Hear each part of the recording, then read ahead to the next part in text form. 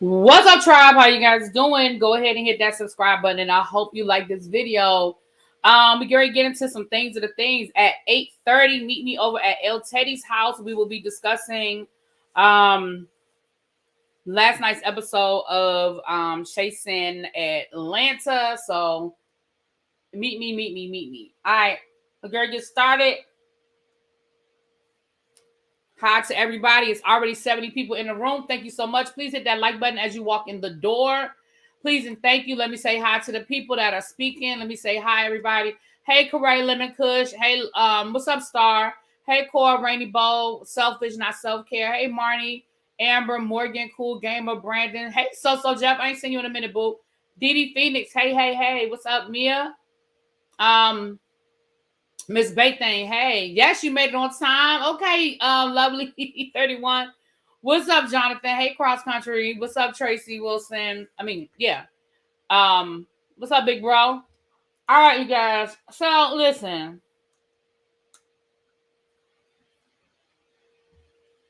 Let's go ahead and get into the things of the thing. Hey, what's up, Queen Brielle? Hi. All right, I'm coming on camera in a momentarily. All right, you guys.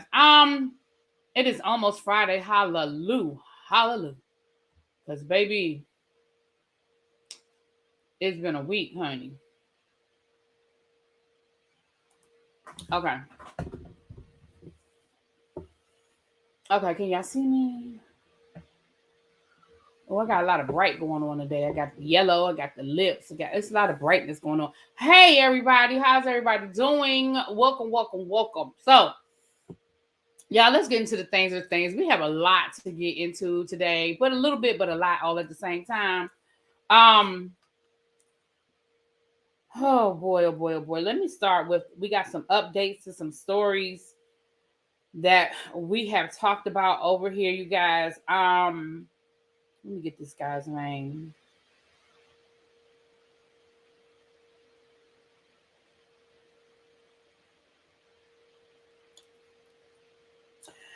Let me give you an update to Sergio Brown. Now, for those who don't remember, Sergio Brown is the ex-NFL player whose mom was found deceased in a lake behind her home.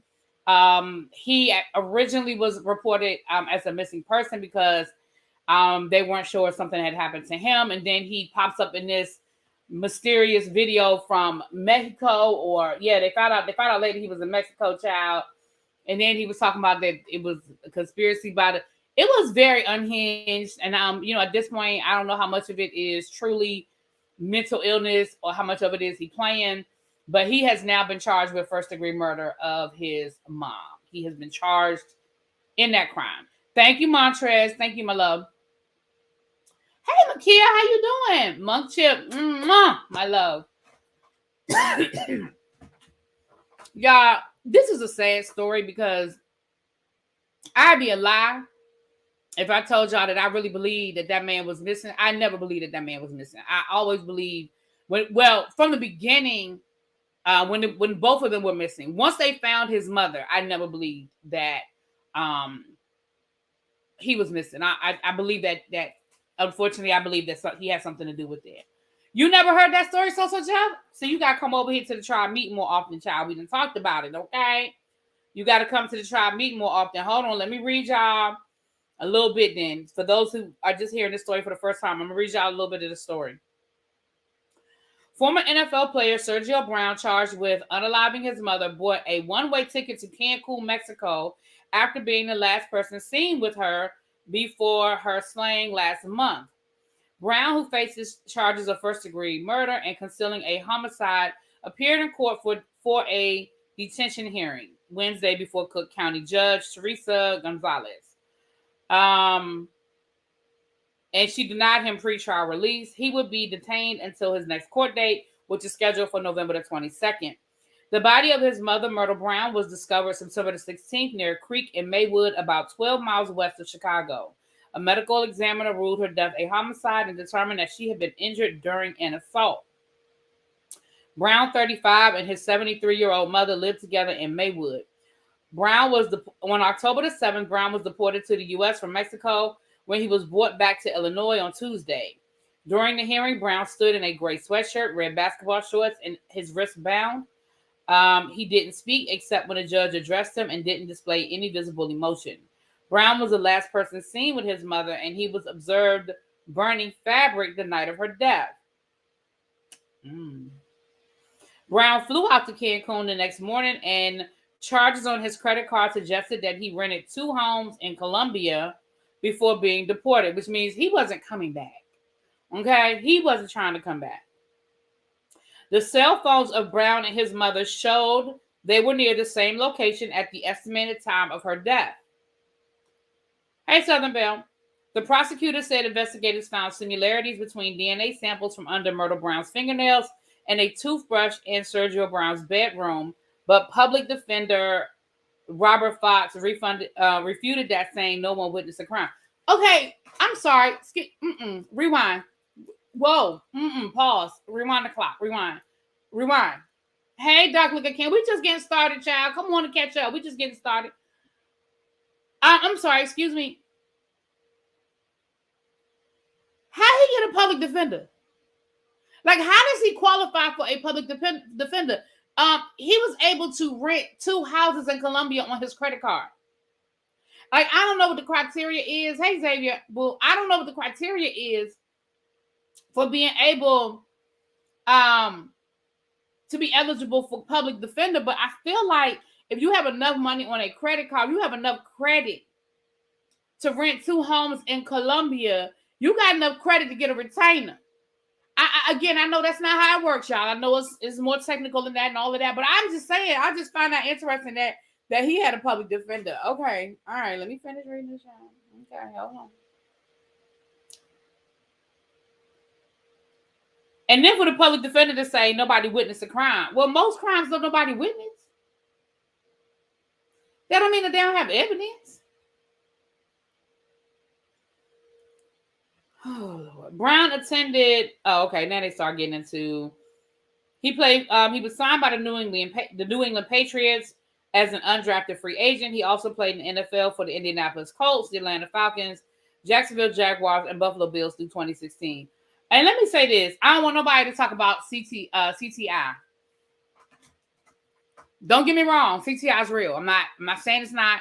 CTI is real. I accept that. I acknowledge that. But I don't want that to always be what we jump to whenever we see a football player allegedly committing crimes. I just don't want that to be the first thing out of everybody's mouth whenever it's a football player. I'm sorry. I just can't. I said CTI, I meant CTE. Okay, thank you, baby. CTE. And again, that's not to say that this man, I don't know. I don't know him. I don't know nothing about him. But I'm just sick of seeing that be the first thing out of people's mouth whenever it's a football player or some sort of athlete. That's all I'm saying. But yeah, that's the update. We talked about this from the minute he was missing, and then we gave an update when they found his mom. Then we gave another update when he posted those videos from Mexico talking about the aliens did it, the FBI setting him up. I don't know. They were very unhinged and crazy. And again, was it on purpose or what? Or did he really suffer some sort of psychotic break? I don't know. He had enough of a mindset to fly his happy ass to Cancun and rent a house in Colombia. So, I don't know. But they charged him with first-degree murder, so they must feel like they can prove premeditation. They must feel like they can prove it. They charged him with it. That don't mean they can prove it. That just mean, I'm just saying they must think that they can. Hey, Raymel, how you doing? Everybody that came in, hi. Please hit that like button on your way in. Come on, have a seat, y'all. There's plenty of seats down in the front row.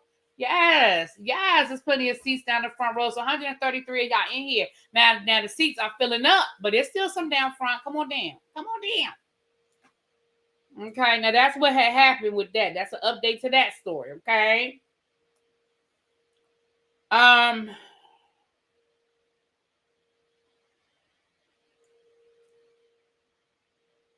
Well, listen, just because he has a public defender doesn't mean he's going to jail. Listen, y'all, we're going to stop giving public defenders a bad name. Being a public defender doesn't mean you're not a good attorney. Unfortunately, though, public defenders get a bad rap because a lot of times they're overworked and they're under-resourced as compared to a big-time attorney that can afford. What's up, Cookie? that can afford to, you know, the resources and stuff. There are some very, very good attorneys that are public defenders. It doesn't automatically mean that you are going to jail. You know what I'm saying? I just, you know, but again, you know. Hey, Miss Sharon, what's up? What's up? What's up? All right. Let me go down who's next on my list today? All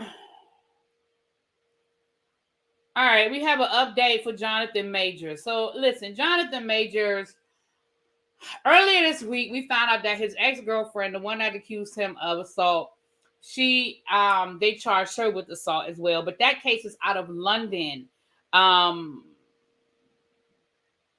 We found out today that the woman is not going to be charged here in the United States. I mean, she's not going to be prosecuted. She was charged, but she's not going to be prosecuted. Which I don't understand why you're going to charge her if you're not going to press charges. But I mean, if you're not going to prosecute her, but okay, whatever.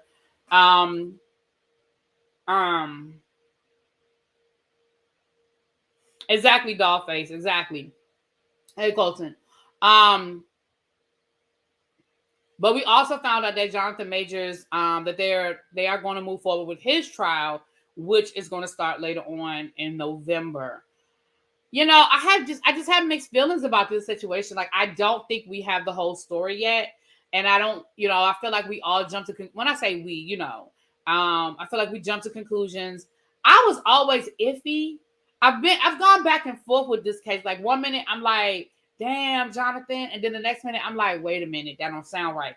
So I'm going to be honest. I don't want to see him go through this if he's innocent, but I do want to hear the real facts of the case. I don't want to hear what's being reported, because y'all know that a lot of times stuff comes to us in the news that isn't really, hey, Rod, things are said in the news that aren't really what happened. And so honestly, I would really, really like I would just like to hear I've read the arrest report and stuff like that. I have done that, but it's something about this case something about this case ain't making sense to me. It's something about this case that just does not make sense to me. And I feel like at this point, New York is pushing forward because I feel like they don't want to get egg on their face. Like, I feel like they're moving forward because they feel like they don't have a choice. Like, we done made a big deal. We basically ruined this man's career, or tried to ruin this man's career. So we got to press forward. And I just don't know if the case is strong enough. Now, that doesn't mean that he's not guilty. Just because the case isn't strong does not mean he's not guilty. So I'm not saying that he did or did not do anything. It's just something about this case it's not sitting right in my spirit. It's not sitting right in my spirit. You know? So,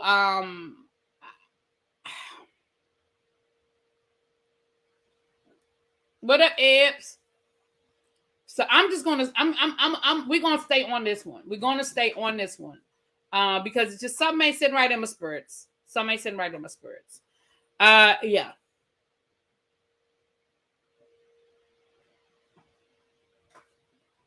So hopefully we will see next month, if the trial moves forward, we'll hear more details. Because I need more. I need more. She didn't want to press charges, and then they flipped the script and placed a warrant out for her. They're moving weird. Well, no, what happened was, Didi, what happened was Jonathan Majors filed those charges. The DA didn't file those charges. He filed charges against her, and his lawyer was like, why aren't y'all charging her? He filed a report out against her, just like she filed a report out against him. Why aren't y'all pressing him? What's up, Nay? Which is the reason why I think she was actually charged, but they're saying they're not going to prosecute because they really don't want to move forward with the case against her. They really want to move forward with the case against him. And it dilutes their case if she's being charged with DV, just like he's being charged with DV, right? It dilutes their case. So, and that's what I'm saying, Sidewest. That's what I'm saying. I'm definitely at a space where I just need to see this. I need to see this whole thing. I need to see how this plays out, because something in my spirit is just, and don't get me wrong, y'all know I call a thing around here.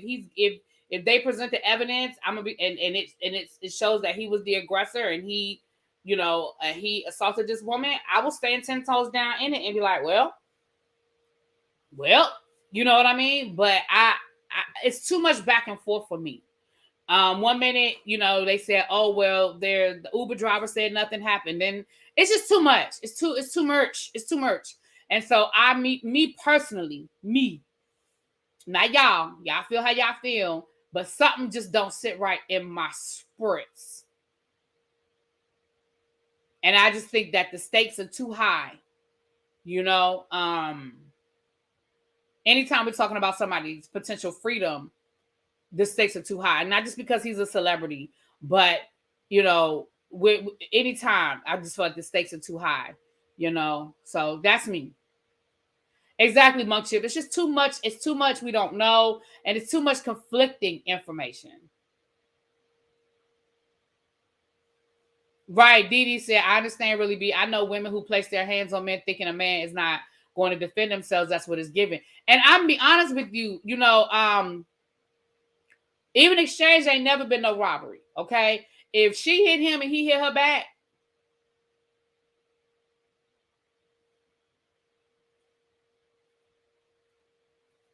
I'm not of that school. I'm not of that school that under no circumstances should a man defend himself. I'm just not of that school. And like you are literally, I'm just saying that scenario, if he hits you, it's gonna always be harder.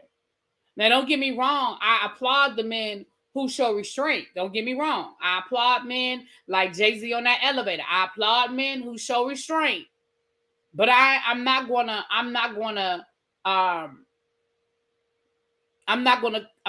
convict a man that defended himself. That's what I'm not gonna do. So, but again, if the information comes out and it shows that he did exactly what they said he did, then he deserves to be prosecuted and he deserves punishment. I'm not going to defend bad behavior. I'm not going to defend criminal behavior. So yeah. But I need more. At this point, I need more information. Y'all know sometimes I can make up my mind from the information that I was given, but I need more. I need more. Child.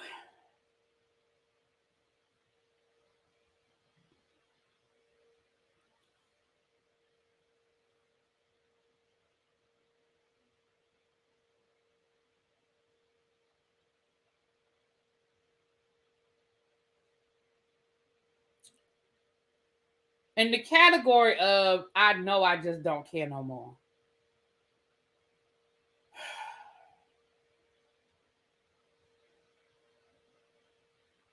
Hold on, let me pull it up.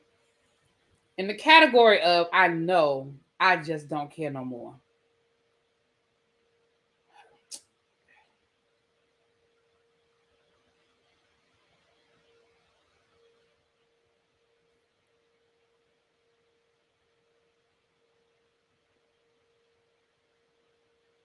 Hold on, y'all. I'm trying to scroll down to get to it. My bad. Hold on.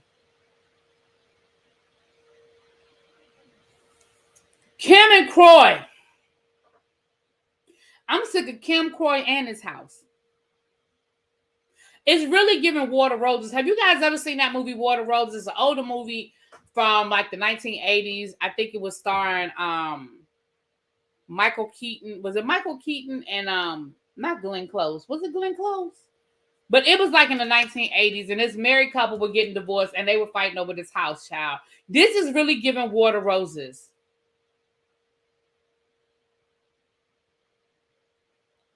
And this is just really giving Water Roses at this point. And I'm not going to spoil the ending if y'all never seen it, but if you've seen it, you know what I'm talking about. Kim Zolciak and Croy Biermann are asking the court to prevent the hole from getting any deeper by stopping the bank's foreclosure auction on their home and allow them to sell it on their own. According to legal documents, Kim and Croy say if the bank's planned auction on November the 7th is allowed to happen, they will suffer irreparable injury to the marital estate, depleting it in its entirety.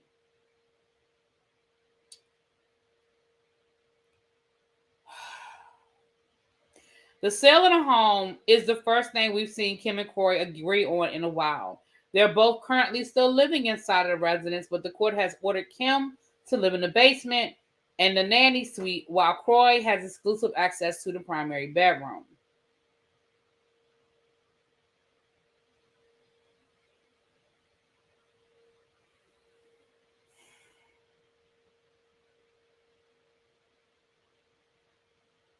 Kathleen Turner, thank you, Mochip. Thank you. Michael Douglas, dang, I had both the people wrong. Michael Douglas and Kathleen Turner. My bad. Thank y'all.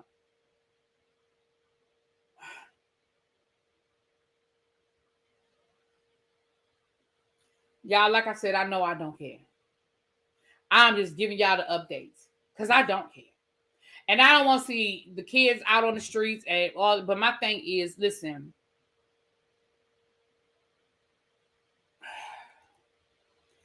I can't.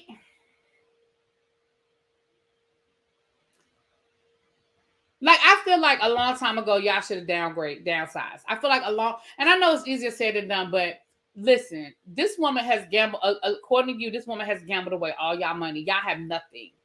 In the words of Whitney Houston, y'all have nothing.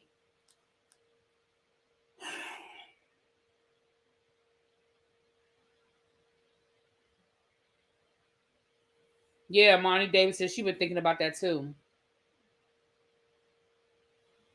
You guys remember about a month or so ago, we talked about rapper Gunplay. The only way we really know about this dude is because he was on Love and Hip Hop Miami. I mean, I guess he a rapper, but I don't know nothing about him from rapping. We saw the video of him destroying that TV. His soon-to-be ex-wife allegedly stated, well, not she didn't allegedly state, she stated that he allegedly,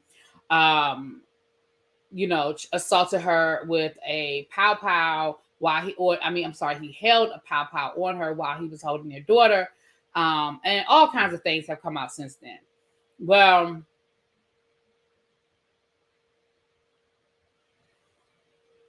he does have a restraining order. And so today he was arrested for violating the restraining order. But here's the thing they said.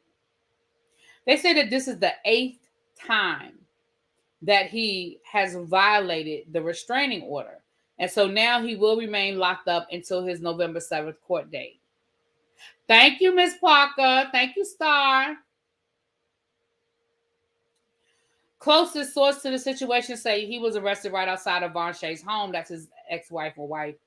After the Florida Department of Corrections, which oversees his monitor, got a ping that the rapper was in the area. We're told that Miami-Dade deputies effectively beat him to the home. As he was in the process of driving there, he was never able to actually interact with Von Shay or her child. This latest arrest marks the 8th time he allegedly violated the restraining order, which prohibits him from coming within 500 feet of Von Shay. He was previously accused of trying to stop her from testifying in September, and it seems like their Love and Hip Hop drama has spilled heavily into the streets.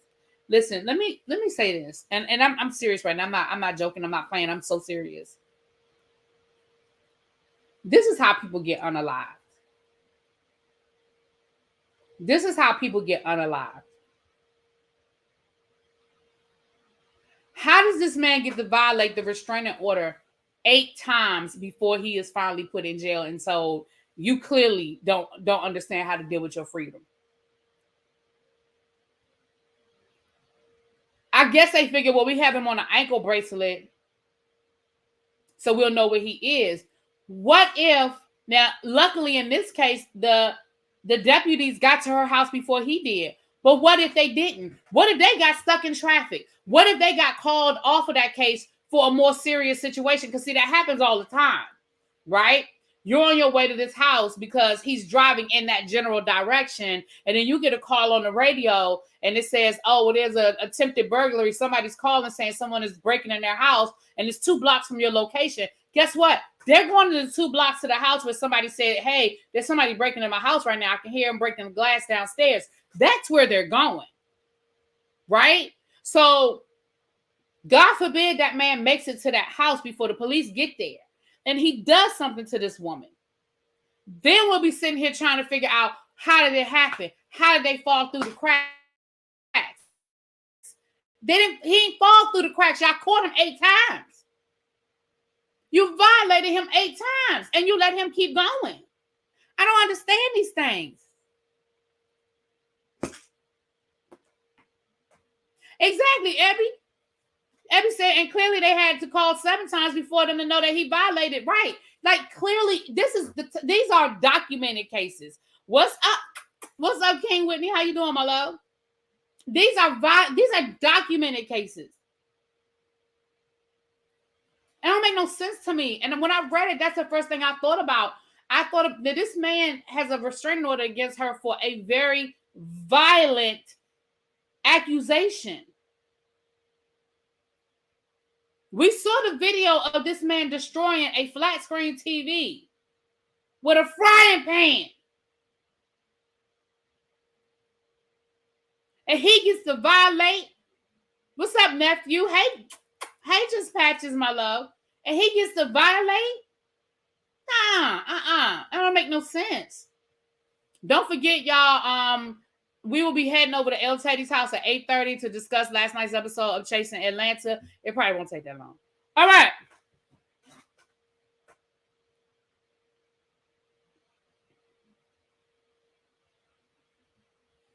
All right, y'all. Well, let's go.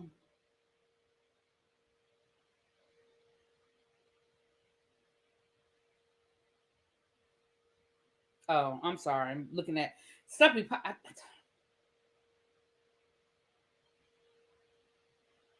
Oh, that's my nephew's Halloween costume, y'all. My sister just sent that to me. He's the Minecraft creeper or something. It's from the video game Minecraft. Oh, him too cute. Even though I can't see his face. Him too cute. Anyway. All right, let's get back to my agenda. So that's the update on that story. Yeah, we've talked about rapper Gunplay. We talked about Jonathan Majors. Now let me give y'all another Kim and Croy, which child don't nobody care. This is another story from the I don't think we care pal. But Tiffany Haddish said, somebody, this is on Twitter. Somebody tweeted to her, Tiffany, we ain't forgot about what you did to them kids. It's not funny. I'm just laughing at how people be coming for you in your Twitter like that. Tiffany, we ain't forgot about you and what you did to them kids in that video. It's not funny what she's accused of doing. It's funny how this person just straight up came for her and added her in her own Twitter and was like, yeah, we ain't forgot. Tiffany responded and said, I didn't pay any kids anything. One day that unedited footage will come out and you will see what was really going on. If anyone cares by then, I'm gonna just go ahead and tell you we don't, because you're missing the point. See, here's the thing, and for those of you who don't remember, she's on tour with Lil Rel. Well, her and Lil Rel are friends in real life, and I can understand that. I can understand him throwing her a bone. I saw that she was on a tour. I did see that she was on a comedy tour. I could have stopped at Tiffany Haddish chat. I could have stopped at half these stories we be talking about, but we got to keep going here. Let me explain for those of you who forgot this Tiffany Haddish situation. There are 2 different things in the Tiffany Haddish situation that are going on. The first thing is that video clip we saw with the skit about To Catch a Predator or whatever it was called. The second part of this is that she was accused of actually touching those children or taking part in touching those children, grooming them to that effect, right?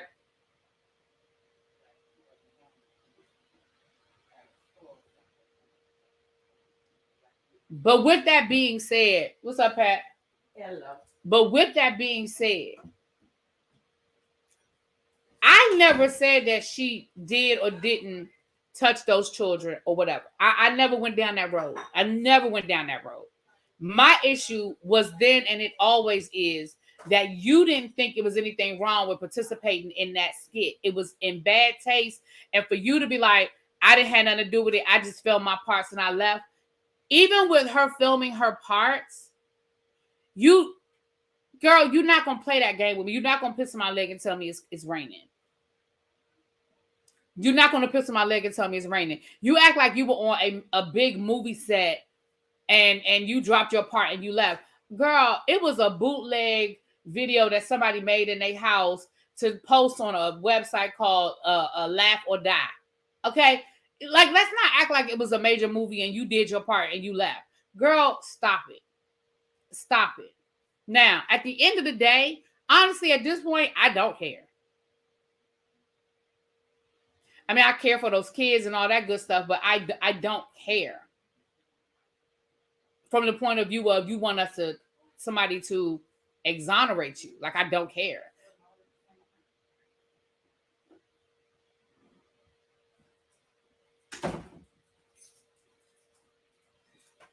But I just thought that I would let y'all know, child. They talked about it, so I thought that I would just pass it on to y'all. Because again, I really don't care. You know. Okay. DJ Envy's lawyer has posted a response after that one. If you weren't here yesterday, you missed us going through the live reaction to Caesar Pina's response to what's going on. Child, it was funny. We had a good time with it. We also all agreed that he was an idiot for doing the video. DJ Envy's attorney has posted a response to that video, and it went pretty much the way you thought it would go. Because if it was that, I mean, if he was my client, I wouldn't have responded at all. But it went pretty much the way you expected it to go. It reads as follows. In his Mea Culpa video clip, hold on, y'all. Cesar Pina, who at one point refers to himself as Cesar Madoff. Now, he said it as a joke, but still, he said it. Admits to taking money from investors without providing any returns and persistently apologizes to those investors, including DJ Envy. Cesar Pina currently falls on his, Cesar Pina certainly falls on his own sword. Now, again, if I was his attorney, I don't reply at all. However, that's about right. That video did absolutely nothing to help Cesar. It did everything. It really don't help DJ Envy either, because again, that's just not how conspiracy works. Just because Cesar said, oh, he wasn't in a room when any of these things took place and he didn't have anything to do with it, doesn't change the fact that he was down to the radio station and to events and seminars and everything else, telling anybody and everybody who would listen that they need to invest and they'll make millions of dollars. Okay, like it doesn't. Again, based on, and again, DJ Envy hasn't been charged with anything, but pending any type of investigation and or charges, that video doesn't necessarily help DJ Envy.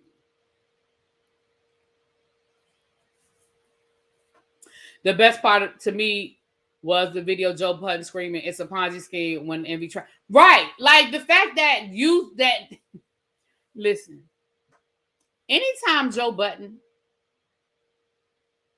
is the voice of reason in a room, you got to question. You just got to question it. When Joe Budden tells you, hey, bro, that's a Ponzi scheme, you're going to jail. The fact that is that man's direct quote, it's a Ponzi scheme and you're going to jail.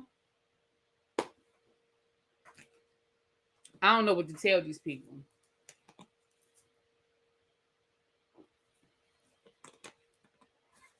I don't know what to tell these people. It's a Ponzi scheme. You are going to jail. When Joe Budden is the voice of reason in the room, you got to question some things.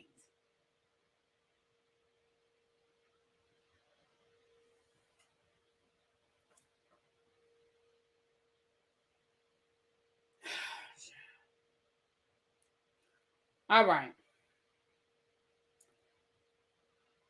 All right.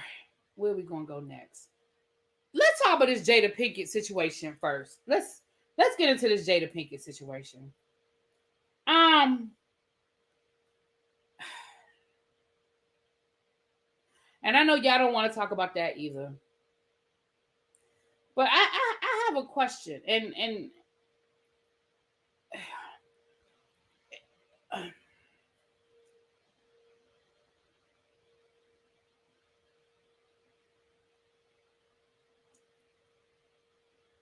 gonna read y'all this article.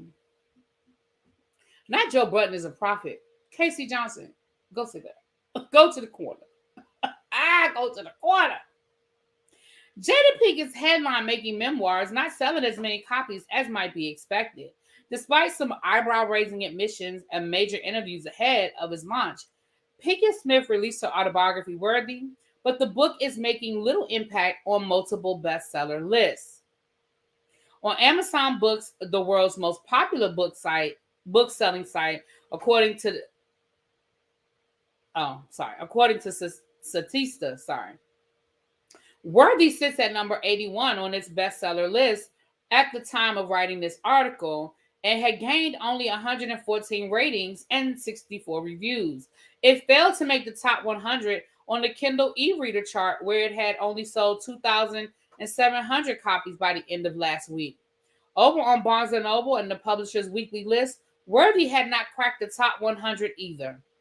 Pinkett's memoir had been outsold by a number of other celebrities' titles, including Arnold Schwarzenegger's self-help book, Be Useful, 7 Tools for Life, and Britney Spears' anticipated The Woman in Me.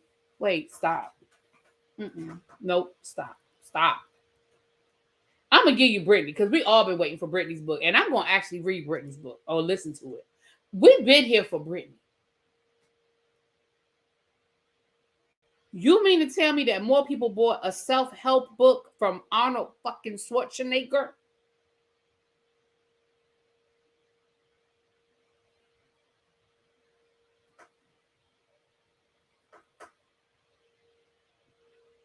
I didn't even know he came out with a self-help book. And what the hell is he helping me with? What is he helping me with? What is Arnold Schwarzenegger helping me with? How to cheat on your wife and get caught? How to take steroids and get away with it? How to make badass movies and become a millionaire? How to become a politician? Even though I wasn't born in the United States? Explain to me what I'm supposed to be getting my self-help from Arnold Schwarzenegger. How to become a U.S.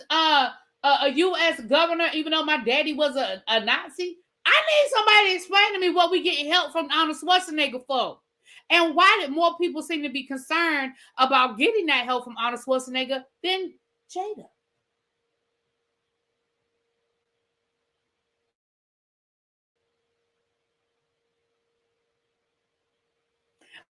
I'm getting to that, Makia. I'm getting to that.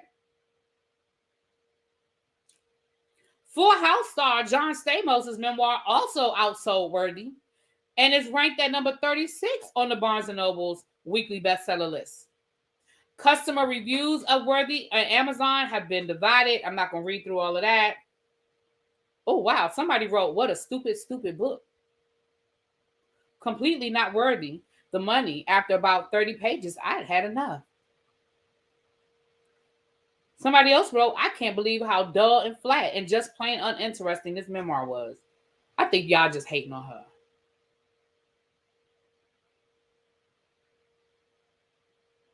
I do like True Lies.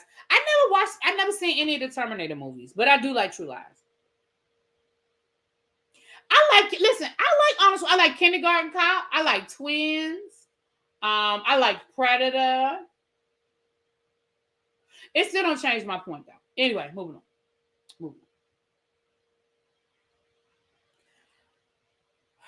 Listen. But the thing is, though, it is number 3 on the New York Times bestseller list. So the question for me, the bigger question for me, it kind of goes to the debates that we have in music about stuff that charts on Billboard, but then we look at the sales. right? We've had that conversation before. We've had those conversations before, I should say, where we have people whose music is like number 1 or number 2 on Billboard, but then you look at the overall sales and you're like, well, wait a minute, are they counting streams? Like, where are they counting these numbers to get this person the number 1 on Billboard? You know what I'm saying? And so that's a question for me. When I read, when I saw the headlines all day today, but then I saw that she was number 3 on the New York Times bestseller list. We got to ask a question. What is the data that New York Times is using versus Amazon and Kindle? Because they're using raw data. Like Amazon is really using, this is how many people bought the book, and this is where it ranks in relation to all the other people buying books this week. So how is their number so far off? How is New York Times bestsellers list so far off of Amazon and Kindle? You understand what I'm saying? Baby, Kindergarten Cop is still hilarious. I will watch Kindergarten Cop now. No. I'm not saying he doesn't have fans. What I'm saying is, I didn't even know he had a book coming out. So the fact that it outsold Jada is a question for me. I'm joking. I'm joking, you guys, when I talk about the whole thing with Arnold. I get it. I know Arnold is a juggernaut. I get that. I'm joking. But nobody even knew when I say no, clearly people knew. Clearly people knew. But the question is, you know what I'm saying? Like, somebody wrote payola. Well, Yvette, I'm just saying, I got questions. Yvette. I got questions. Because I need to know. I need to understand. Right? With that being said, though, look. I told y'all months ago. See, this is why you got to come to the tribe meetings. Because I told y'all at the tribe meeting months ago that I was not interested in this book. I was not buying it, and I was not reading it. I have told y'all, and that's before all of the interviews and the headlines. This was months ago when she first talked about her book dropping in November. She announced her book back over the summer, I think. And I remember saying then, yeah, I'm going to pass on that one. I didn't read Will's book either. And I love autobiographies. I grew up reading, I told you guys before, I love autobiographies. I read them all the time now. Like, I absolutely adore them. And I love biographies too. But it was just something about not being interested in anything Will or Jada had to say. Like, at this point, I'm just kind of over it. And I feel like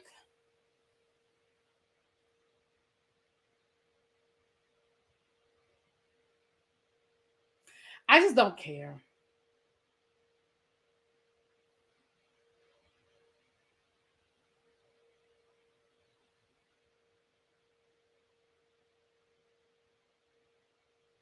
Right. I would be more interested in reading. And I said I was going to read Prince Harry's book. I just haven't yet. I haven't read a lot of biographies and autobiographies lately. I think who was the last autobiography I read? Right. And John Stamos, like, for real. John Stamos also. Now, I'm going to give y'all Arnold Schwarzenegger. But John Stamos.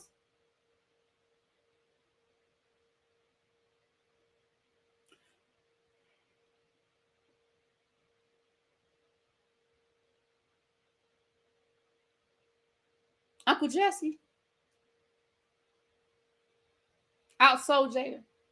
But that also tell me that all these black women that been all up and through the internet defending her and coming down in people's comments about her, that just tell me y'all ain't go out here and buy her book. All that energy y'all was putting out there, y'all ain't go buy that woman's book. Am I going to get Bishop Howard's book? I might get his book just so we can clown, but I would have to get it for free. I would have to find some way to find it for free, y'all. Because I'm not giving him no money. But that's what I'm saying. Like, I don't understand how the math isn't mathing. Like, I don't understand how it's not coinciding. Like, I don't understand how it's number 3 on the New York bestsellers list, but it's number 81 on Amazon. The math just ain't mathing to me. Amazon is the first place people go to buy a book. Oh, Gabby, you went back to Blackie. Yes, honey. Let me see something. I want to check something. And I should have done this before we went live, but y'all know, y'all. Okay. Arnold. What they say Arnold's book was?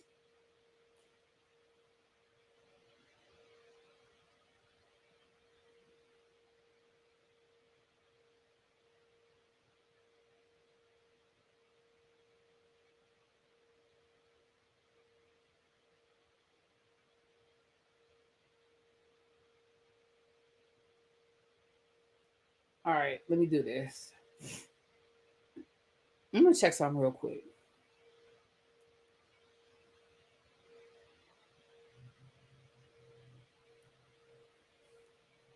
Okay. So John Grisham's book. Okay, that's fiction. I don't want to see fiction. I want to see nonfiction. Okay. So for nonfiction, number one is Killers of the Flower Moon. Interesting. Prequel by Rachel Maddow. Enough by Cassidy Hutchinson. Worthy by Jada Pinkett Smith. Behind the Scenes by Dolly Parton. That's the top 5 books on the New York Times nonfiction, right? Elon Musk is number 6. What? I mean, yeah, Elon Musk is number 6. Let me keep going. Let me keep going.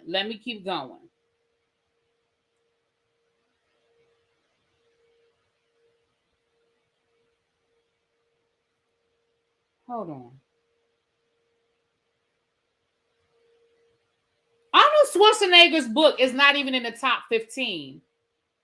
John Stamos' book is not in the top 15. But Jada Pinkett's is number 4.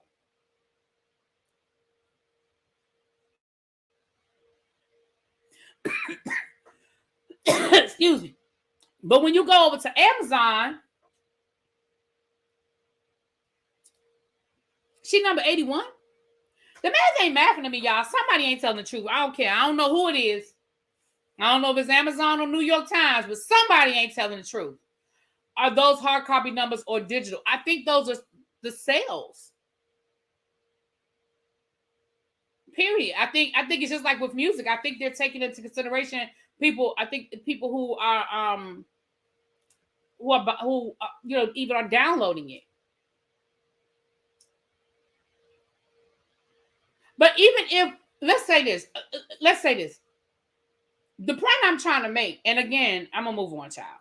The point I'm trying to make is, even if the New York Times bestseller list is only clocking hard copies, right? Then Amazon should still be on tier, because Amazon includes Audible. So Amazon numbers include downloads. I know they do because Amazon owns Audible. So it includes downloads. Evie said the New York Times bestseller list requires an author to make a minimum of 5,000 book sales or higher, depending on the list, in a single week across diverse retailers and from multiple geographic locations. Okay, so I don't understand how she qualifies based on what that article said.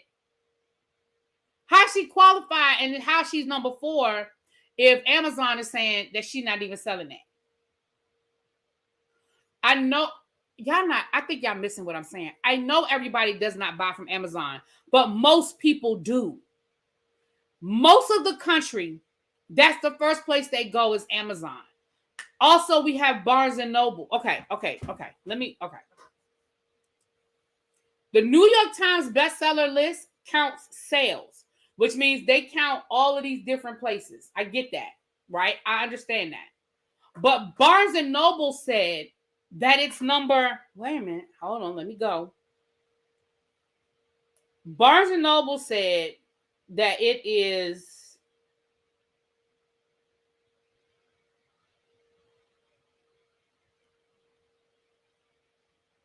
Amazon said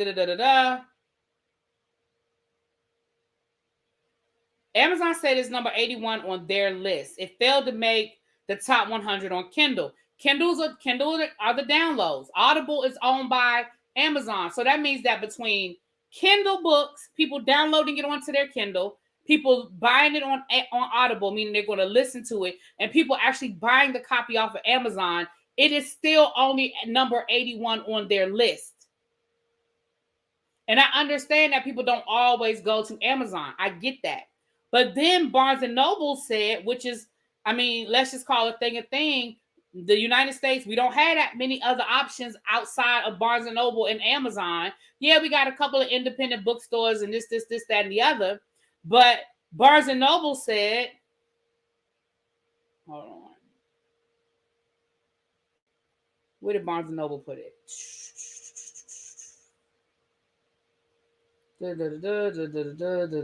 Make impact multiple booksellers list. Amazon books. Wait a minute. It said Barnes and Noble. I'm skipping over it. Oh, Barnes and Noble and Publishers Weekly list didn't even have it cracking their top 100. You got to add the physical locations like Books A Million, Barnes and Noble, Target, Walmart. That's what the New York Times bestseller picks up, right? Right.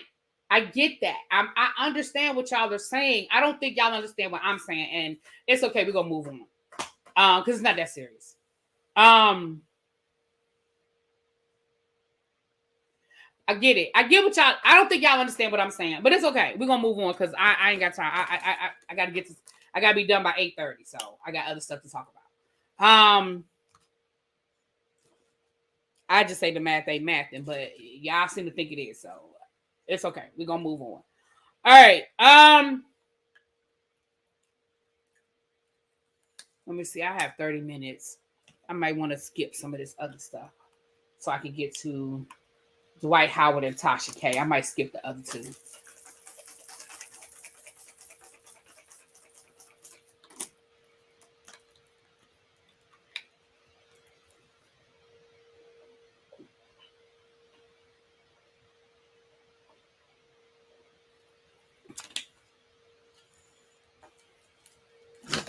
All right.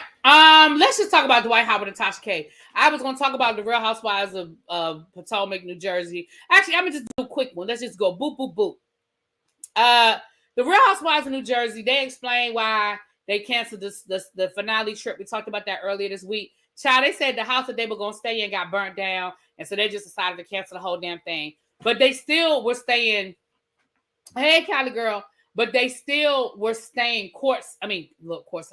They still were staying in the United States for their final trip. And again, we know that on these reality shows, most of the times they take one trip international and one trip, local. So it still was interesting that New Jersey was going to take two local trips because they were only going to be up in Massachusetts.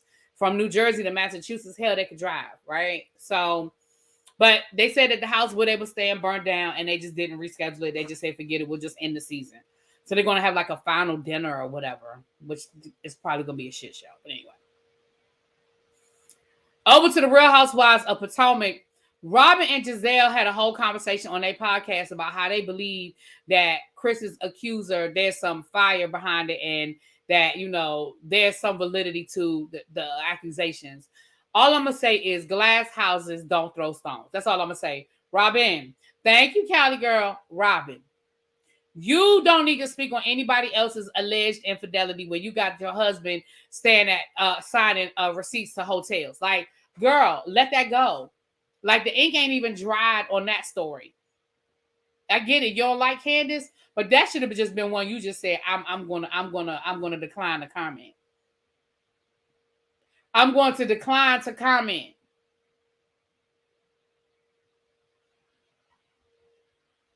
And Beverly Hills, I'm gonna wait. I am gonna do a Beverly Hills thing, but we're gonna get into the things at Beverly Hills. Okay, I am gonna wait on that one.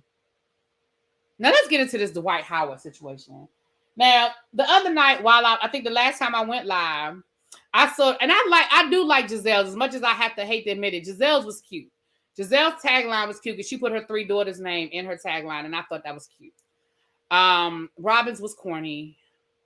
Talking about what'd she say? Found out I'm 100% that bitch or some shit. I don't know. It was corny. Basically, you stole Lizzo's line. Like you couldn't even come up with nothing original. You stole Lizzo's line. Moving on. Don't forget the Whether You Like It or Not panel is back next Monday. No, not this Monday coming up. The Monday after that. after the premiere of the Real Housewives of Potomac, you guys. So we are ready to go. New thumbnail is out. I have to post a new thumbnail over here. Scotty put it on Instagram. I have to post it over here. But we'll do a separate live on the Real Housewives of Beverly Hills, child, because I got some things to say. So I only have a few more minutes. So Dwight Howard, we know that he has been caught up in this situation. And again, there are two different issues as it relates to the Janae said Robin was foolish because the next DNA test might be because there's another allegation of Robin won. Nay, send me the article. Oh, girl. So there are two different issues here with this Dwight Howard situation as far as I'm concerned. The first one deals with his sexual preference. I don't care. I know it's sensational, and I know oh my gosh, he was trying to get with a man. Oh my gosh, is he bisexual? Is he gay? Blah, blah, blah. I just don't care. I mean, whatever floats your boat, you grown, whatever you do in your bedroom is your business. I know it's sensational because he's a basketball player and blah, blah, blah, blah, blah. But I don't want us to get caught up in that because again, that's just not an issue for me. I want us to peel back that layer and let's look at what he's being accused of. He is being accused of inviting this man to his home, bringing a third party into the situation, which he did ask the guy about a threesome, and the guy being uncomfortable. And according to him, according to the accuser, he said he no longer wanted to participate. Dwight Howard forced him to participate, and that is where the sexual misconduct comes in. He's not saying that he was R-word, but he is saying that Dwight Howard performed oral sex on him and that the third party in the room performed, Miss Kitty, performed oral sex, and he was not comfortable and he did not want that to happen. So I'm going to say the same thing that we say when it's a woman. No means no. No means no. I don't know. Of course, they're saying, oh, he's thirsty. Oh, he tried to extort us. Oh, he lied. Oh, he this and he that. But listen, no means no.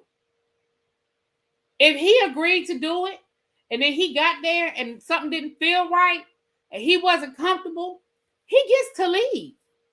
And I'm not saying that this man is telling the truth and Dwight Howard is lying. I don't know. But I was listening to a panel earlier, and I just think that when it's men, we have a different point of view when it doesn't change. It doesn't change. Dwight's a freaking scared that man off. Child. Let me, I'm going to read you guys. He made a statement. I think his name is Tony. Let me read you guys what Tony had to say, child.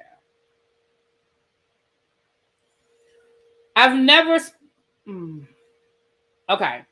I'll never speak on this situation again because it has nothing to do with me. I feel sympathy for the new victim. Okay, I'm sorry. This is not, I apologize. This is someone else who says that Dwight Howard did this to him as well. I apologize. There's the accuser in the case we talked about, and this is a separate person who's saying that the same thing happened to him. I'll never speak on this situation again because BCUAS. Okay. It has nothing to do with me. I feel sympathy for the new victim and hope he receives justice. I believe every word. The only reason why I decided to break my agreement and laugh publicly today is because BSCUS. Okay. Because after all of these years and assumptions that I lied after all of these blogs tried to ruin my name and cover for an abuser, it finally comes out that he goes to sex parties and preys on younger men, which was originally why he threatened, forced, and tried to intimidate me into signing an NDA, which made me speak out in 2018. It was never about his sexuality. Yes, I got dragged for speaking on threats I received about unwanted information I found out from Kitty. Now, Kitty is the person who was allegedly the third party in this other situation, who was also harassing me in 2018. Come to find out, Kitty was in attendance at this very sex party in 2021, where the new victim was R word. God said, "Be silent, vengeance is mine."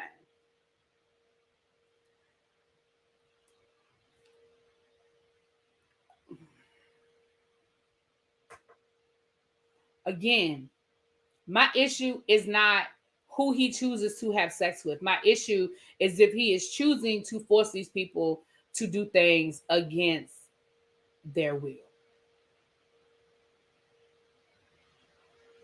Hey, D.O., are you the Miss O? Is that the same person, D.O., the Miss O? Is that the same person? Hey, girl.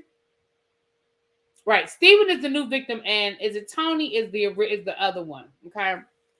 Again, y'all, all I heard was hold your peace and let the Lord fight your back. Really, Abby? That's all you heard? I'm not doing this with Ebonina tonight. I'm not doing this with. I already gotta deal with her foolishness in about 30 minutes. I'm not dealing with Ebonina tonight. You know what, Green Girl? I can't help it. I be trying not to, even though sometimes, I be stumbling over my words sometimes when I'm reading. But child, I be trying not to do that. But anyway.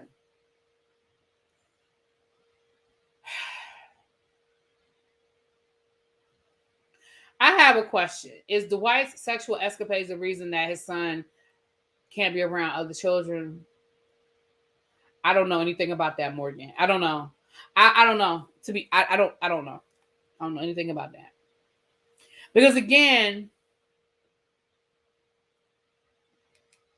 if he is behaving, if he is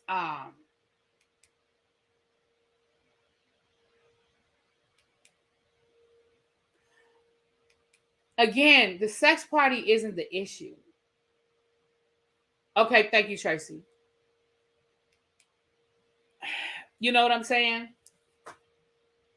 Hold on, let me check. Tracy sent me to me because we getting ready to, because I'm going to spend this last 20 minutes on Tasha K. So let's finish this up real quick and then we're going to get to Tasha K in a second.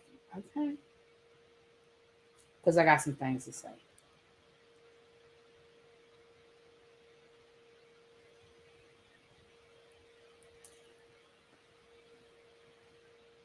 Hold on. No, this is the one I just read, Tracy. Oh, no, wait a minute. No, it's not. Hold on. It looked the same. My bad. Okay, so this is the new accuser. It just looked the same. I'm sorry. It says, first and last time I'll ever address this, I would never expose a man or intentionally ruin someone's career, which is why I haven't publicly spoke about this until now. With all due respect, Kitty is an older, unattractive person in their 40s.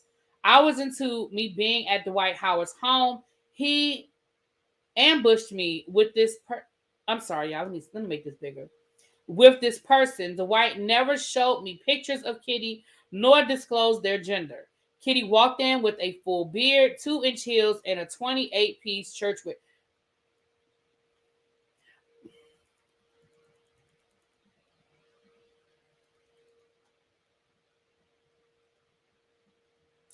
I'm not doing this with him. Immediately, I was thrown off, uncomfortable, and expressed that I wanted to leave. I read this the other night. Okay, shortly after, Dwight forced himself on me, then demanded that Kitty drop me off instead of me calling an Uber to his home. This situation was truly traumatic and has affected me in many ways. Out of fear and intimidation, I did not speak. However, I will not sit back and allow lies to be told about me. I was not Dwight Howard's first victim, but hopefully I'm his last. A 28-piece church wig. So, yeah, child. Again, this is about the violation, okay? The alleged violation. Okay. We'll follow this story. Again, I just want us to get away from the whole, oh, it was another man. Like, who cares? Who cares? Okay. All right, let's talk about Tasha K. Hold on. I need to sip before I get to this because.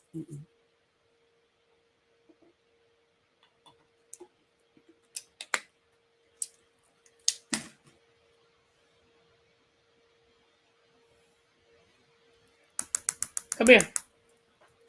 Y'all come here. We got to talk. Come here. We got to talk.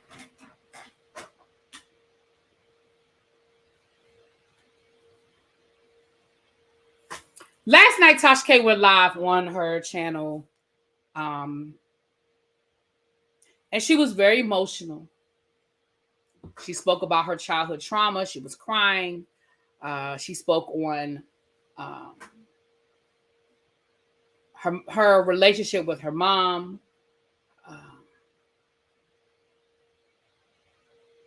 And, you know, as an educator and as someone who has worked in the field of mental health and special education for students, for children, the more I hear about Tasha K's childhood and the more I hear her speak on her childhood, the more I'm convinced that Tasha K, in today's world, she would have been diagnosed as oppositionally defiant. It sounds like she has always been, even as a kid, that she has always been the person that if you say black, she's going to say white, even if she knows that black is right.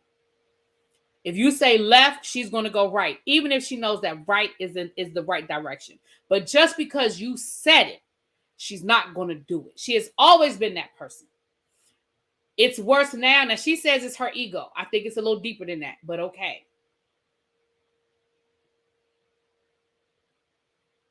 She talked about how her ego has gotten her in so much trouble throughout her life, yet she just can't seem to get out of the way. She went on to talk about how there's a spirit of wanting to unalive yourself, that's a spirit. And she talked about how her mom tried to do it and how her mom had that spirit and how she has had to deal with that spirit. She talked about how after the verdict came down and she realized that, you know, basically she lost the case and that she let a lot of people down, that spirit was on her again. That spirit of unaliving was on her again. And she said that last week or last weekend, whenever this was, when Cardi B spoke on wanting to unalive herself. And Cardi B spoke on wanting to, you know, do something with a bullet. Okay, I know it's YouTube. I gotta be careful with my words. She said that she felt bad.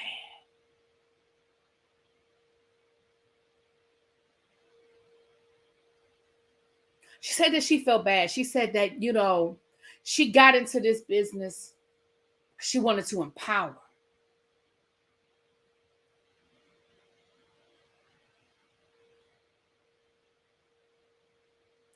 And so she reached out to Cardi B. First of all, my first question is, and this question is for Cardi. Cardi, come here. I'm talking to you too. Come here.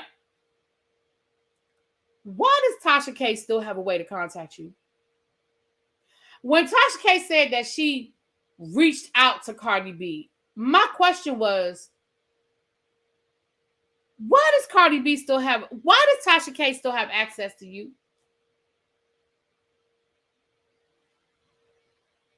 There's absolutely no reason in the world why Tasha K should be able to get in contact with Cardi B. None. There's no way that y'all should be able to inbox each other, email, tweet, text, TikTok. There should be no way in the world that Tasha K should be able to send a smoke signal to Cardi B. So that's the first thing I heard when she said that she inboxed Cardi B last night. Ma'am, what?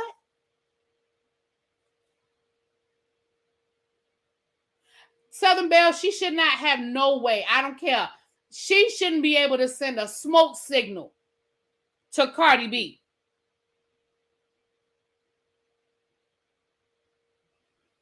Ooh, Deborah. Deborah said, I'm guessing the spirit of shut the fuck up never came over her. Listen, I'm with you on that one. So she sent a message to Cardi B. Y'all.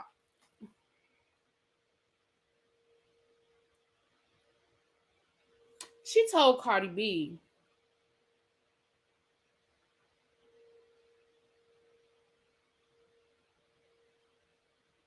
that she needs Cardi B to stay here. Like, I need you to, I know how you feel. I've been through that. I have felt that way before. I have felt like my life that I didn't need to be here any longer. I have had those feelings.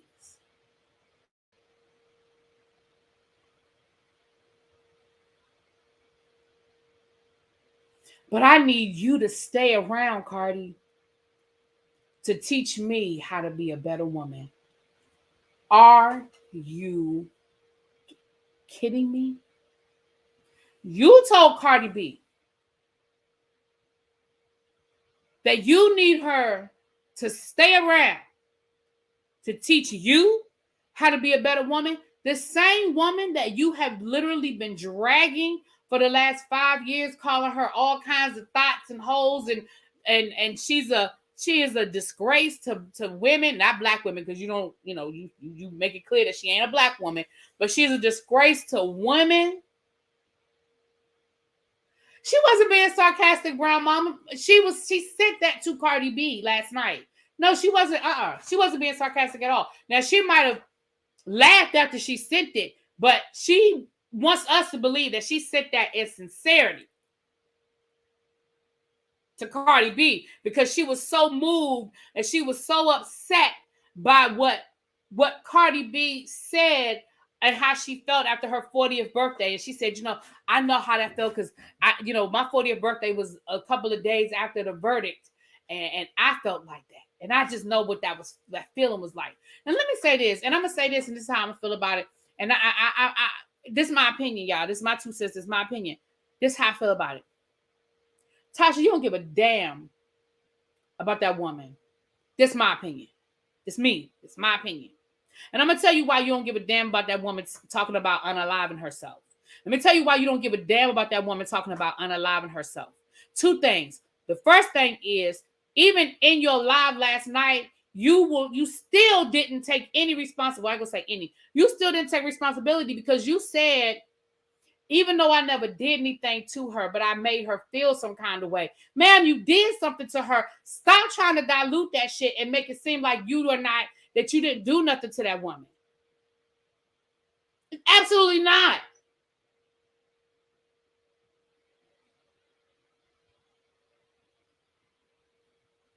Here's why I don't think, in my opinion, why I don't think you give a damn. Here's why, in my opinion, I don't think you give a damn. You know why? Because that woman testified at the trial about the fact that those lies that you told, those videos that you constantly put up and made about her, and the nicknames you said about her, and the things you accused her of, and how the winos and the trolls came at her, and the things they said to her, she testified at the trial that it made her want to unalive herself. She testified to it at the trial. I have heard you with my own ears call that woman a liar. I have heard you lessen what she said you did to her and how it affected her. I've heard you do it. So I understand that people feel differently in different times, but for me, I'm calling bullshit. And I don't know Tasha K from a hole in the wall, and she probably ain't gonna never see this video, and that's fine too, because I'm here to talk to y'all. But that's my opinion. And you know what you could do with my opinion? You add $2 to it, you're gonna get $2. But it's my opinion. Because if that really hit you some kind of way, and you really understood, then you would have understood it then. Then you would have been like, damn, I did that. I made another woman want to leave this earth with 2 beautiful children. I did that. It took you 3 years to come to that conclusion.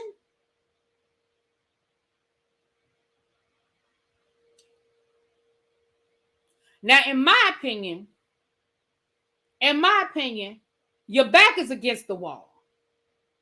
Your back is against the wall. That's my opinion. And you can't see your way out of this one. You can't see your left from your right on this one. You done tried to, and then she said, I know that I couldn't write this debt off in my bankruptcy. I'm not stupid. I know what kind of, I don't believe that either. I don't believe that either. I don't believe that when you filed that bankruptcy, you knew that you couldn't include that bankruptcy. You know why? Because you wouldn't have included it on your paperwork. You wouldn't have included it on the paperwork to try and create a payment plan for a debt that you didn't think you could include on your bankruptcy. See, that's my opinion. Now, I didn't go to nobody's law school, so maybe your bankruptcy lawyer told you to do it, and maybe you have to do it because it is still your debt. Maybe you have to do it legally. I don't know. But I think that you thought that you could create this bullshit payment plan that Cardi and her attorneys were gonna write off. That's what I think. Now that's my opinion. It's all me. I think you thought you could.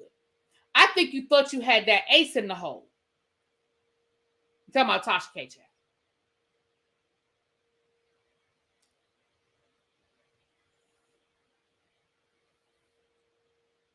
And then she said, well, the more I work, the better. She said, I'm gonna pay her. She's gonna get her money. All right. Now I need to talk to you, Cardi. Come here. Cardi, come here. Bring your ass down here, Cardi B. Cardi B said that she has empathy for Tasha K after she got that message from her. And she feels, she said that she's gonna talk to her mama about it. She said she ain't gonna talk to her husband because her husband gonna say fuck her. Okay. She said she ain't gonna talk to her friends because her friends are gonna say fuck her. But she's gonna talk to her mama. She's gonna talk to her mama. Now I'm gonna be honest with you, and I'm gonna tell y'all, Cardi B. Now I'm just a mean old vengeful bitch. So don't some people might feel differently. Some people that that God done said some things to them. God ain't tapped me on my shoulder about this, okay? Cardi, if you let this woman off the hook, you a fool.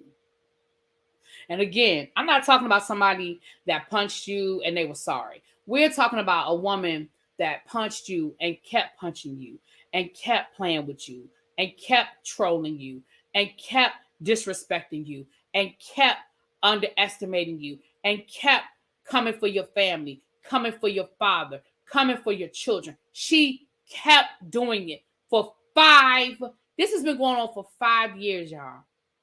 5 years. Ain't no way in hell.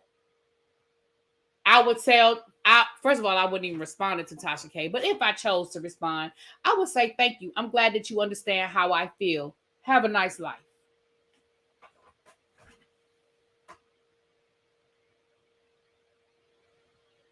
Thank you. I'm glad you understand how I feel. I'm glad you finally get it, Tasha. I'm glad you finally get it. I'm glad you finally understand why I did what I did, why I sued you, why I took it as far as I could take it, why I've been on your ass. I'm glad you get it now. I'm glad you understand now. And with that being said, bring me my money.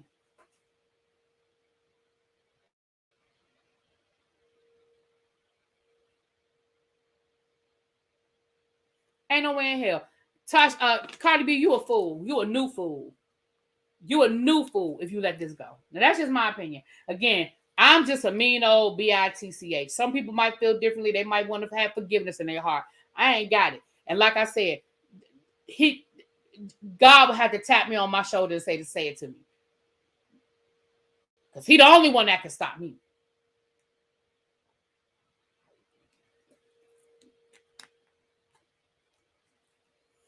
She absolutely was. She accused Cardi B of being behind while Joe Budden didn't drop the video. That's what I'm saying. Like, that was 2 weeks ago, y'all. Maybe 3.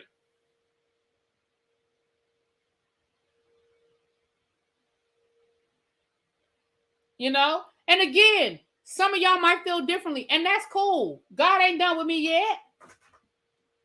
But I'm telling you, right now, here today, October the 26th at 8:24, I'm telling you right here today how I feel. And how I feel is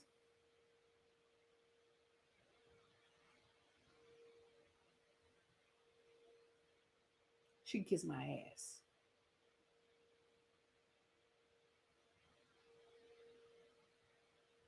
Absolutely, she did. A. White says, Fucky Dineva said Tasha K told him she had figured out a way to not pay Cardi a dime, so she thought the bank. She absolutely, listen, I don't always come down here and talk about everything that Tasha K says and does, because I don't want this to turn into a Tasha K channel, whatever. But I absolutely know that Tasha K, when she filed the bankruptcy and we found out about the bankruptcy, she went live and talked about it. And if you listen to her, she didn't come right out and say it, but if you listen to what she says, she absolutely thought this was going to do it. She absolutely thought it was going to happen.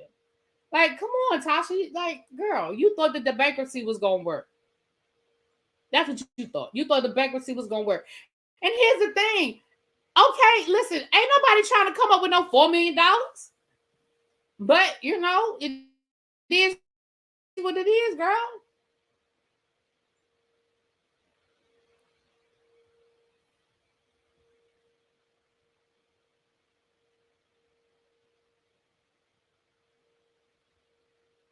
Hold on. Let me see. Somebody must be behind. Thank you, Miss Parker, for being a member for 6 months. Alexa play Riri, bitch, better have my money. I know that's right. Hey, Scotty! What's up, boo? Scotty, we about to be over at El Teddy's channel in about 5 minutes to talk about chasing Atlanta, honey. Wait a minute. Somebody was talking about the New York Times. I thought somebody was talking about the New York Times list. I might be looking at an old comment. Cardi B responded, she is definitely right. That's what I'm saying. She definitely gave Tasha K hope. She absolutely did. Made it seem like that she's thinking about it. And I'm saying, in my opinion, she'd be a fool. Now, that's my opinion, y'all. That's my opinion. And it ain't no way on this side of, that I would be doing it. But again, God ain't done with me, Who is calling me? Y'all, let me hold on a second, y'all. Actually, let me go, because this is my mom and my sister just called me a few minutes ago, so I hope everything is okay.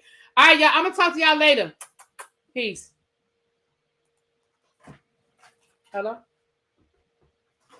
Well, she tried to call me, but I was in the middle of something. What's going on?